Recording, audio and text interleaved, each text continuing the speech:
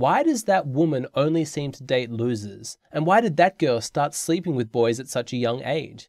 Why is this woman so controlling in her relationships? And why does this other woman tolerate abuse from her boyfriend? If you are serious about understanding female psychology, then you need to know the impact that her father has on a young woman's development, how his actions or his absence can influence her personality and development. We've all heard the jokes about women who have daddy issues, but a lot of guys don't actually understand what is it that young women need from their fathers so that they don't have these issues. That's what we're going to talk about in this video. As a girl progresses through childhood, there are certain developmental stages and experiences that she needs to go through in order to grow into a healthy, functioning adult. And a lot of these need to be facilitated by her father. The primary one is a feeling of safety.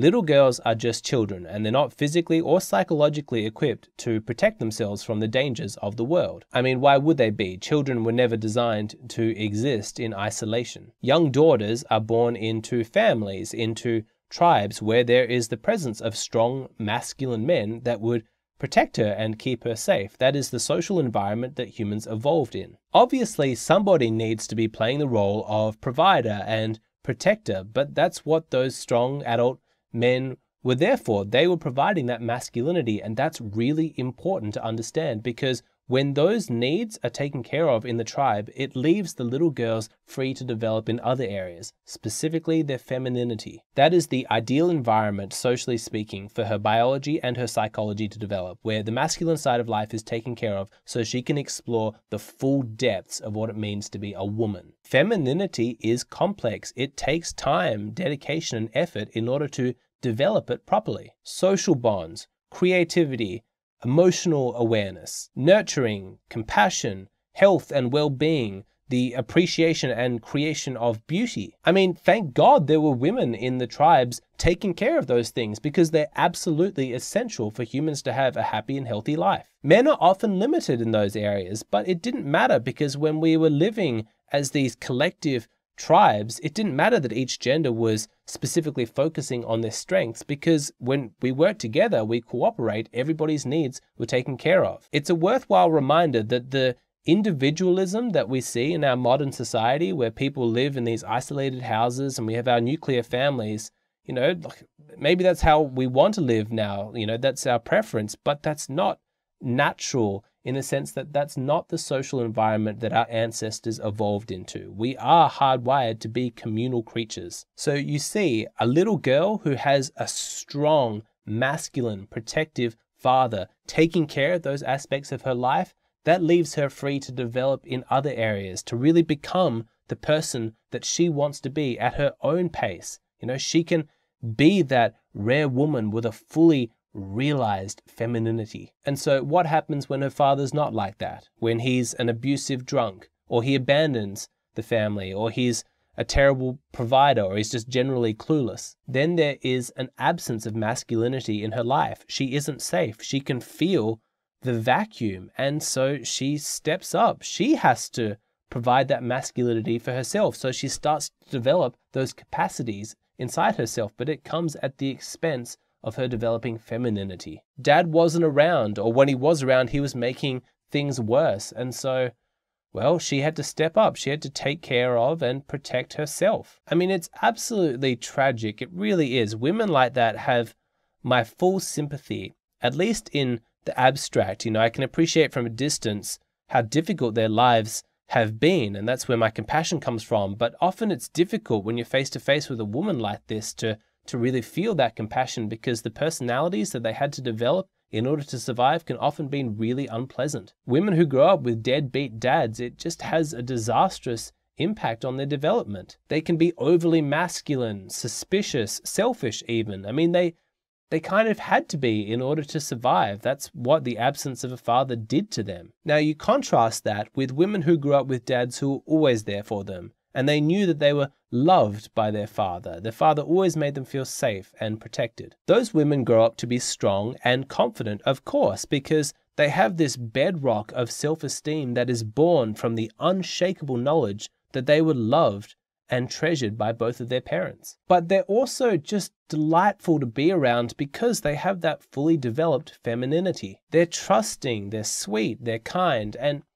perhaps the most interesting point of difference is for one of these feminine women is that they are uniquely positioned to appreciate the masculine. You see, for a woman who grows up without a father, or without a good father at least, what use does she see in men? You know, why does she need a man in her life? Why does she need a husband? She never had that modeled for her. She did it on her own. Why does she need you? That's not her being dismissive or callous. She legitimately doesn't know because she never saw that modeled. How could you possibly know how necessary something is? How important it is for your development if you never got it? These women, they don't know what they missed out on. They don't know how essential a strong, loving, masculine father was. And it's so sad. It's so sad. But for a girl who grew up with a great father, she knows she can appreciate how important he was for her development. And so as an adult in her relationship with you, she is uniquely positioned to be able to appreciate your masculine contribution. I mean, that's nice. That's just a lovely experience as a man to be with a girl who knows how important your role is. As intelligent and as rational as we may be as adults, the archetypes that we form for masculine and feminine, man and woman, they're largely formed in childhood, really early, unconsciously, and in bulk, they're formed by the images that we form from our parents. We cannot underestimate the importance of that imagery, of those archetypes, as a woman moves throughout the world and she interacts with men. Of course, a woman's relationship with her husband is going to be romantic and sexual, whereas her relationship with her father ideally never was. But still, it's in the father-daughter relationship that she first experiences that interplay between the masculine and the feminine. A young boy and a young girl both have some shared developmental experiences that they need to go through just because they're humans. You know, all children are going to go through them, but they're also unique things specific to their gender. And that's what you tend to find with fathers. They have a different relationship with their sons than they do with their daughters. The father-son bond is incredibly special, incredibly unique. I recently did a Patreon video on that. It was a really, really popular video. If that's something that interests you, you want to know about the impact of your father on your development as a man, I highly recommend you check out that video. But the father-daughter relationship is different. It's special in a really unique way. When a young girl is seeking affirmation, some guidance in her development, sometimes she's going to go to her mother and sometimes she's going to go to her father. That's normal, that's natural. She goes to each gendered parent for specific needs. Both of her parents are there to serve her, to guide her, and to help her through these developmental milestones. One of the things that a young girl needs is specific validation and affirmation of her femininity, just like you as a young boy needed that affirmation of your masculinity. Now, sometimes this validation of the feminine, it's most suitably coming from her mother. So whenever they're doing shared tasks together, creating art, sharing emotions, cooking, you know, whatever it might be, just bonding in that feminine way, she's being validated in her femininity, and she's looking for that acknowledgement from this archetypal feminine figure of saying, you're one of us, you're included in the sisterhood, we recognize you as a fellow woman. The relationship with her father is different, but it's no less important. The reason is because there is a unique type, like a flavor of validation that the feminine is seeking that can only be obtained from the masculine. When a girl is very young, you know, she's a really young child, the experience looks like this. When she reaches the edge of her comfort zone, she needs to know that her father, with his masculinity, is available to step in. A strong, trusted man is right there to help guide her the rest of the way. That experience of trusting your father is absolutely essential for a woman's development in her femininity, because it is in that trust, in that surrender to the strength and protection of the masculine that gives her the freedom to really sink down and explore the absolute depths of her own femininity. What I'm saying is that it's difficult for a little girl to really feel like a little girl unless she has a strong father. That trust is so important. It's hard to understate that. And little girls who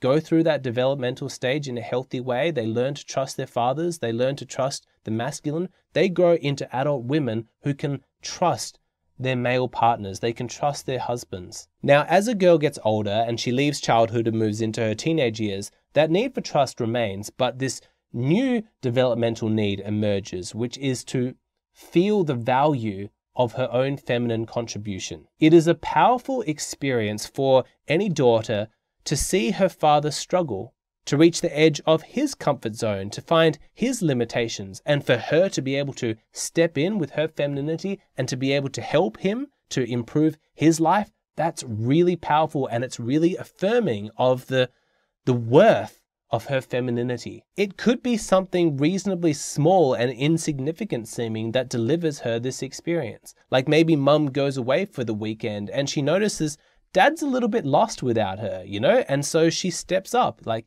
she maybe helps him cook the meals, or she notices that his work desk is a mess and so she helps organize it. Or it's something more meaningful, like maybe he's struggling to express himself. He can't get some emotions out. Like he's trying to tell her how proud he is of her, and he can't find the words, but she's got the emotional capacity to help him find the words to express himself. That is a powerful experience for any woman to really contribute something to the masculine through her femininity. Whatever the trigger is, ideally a girl has that experience of making her father grateful, of him acknowledging her power, her strength, her value. When he acknowledges the competency of her femininity, she is affirmed in a really powerful way. This forms the model for how she's going to behave in future romantic relationships. She's going to be graceful and dignified when relaxing and trusting the masculine to sort of guide the relationship,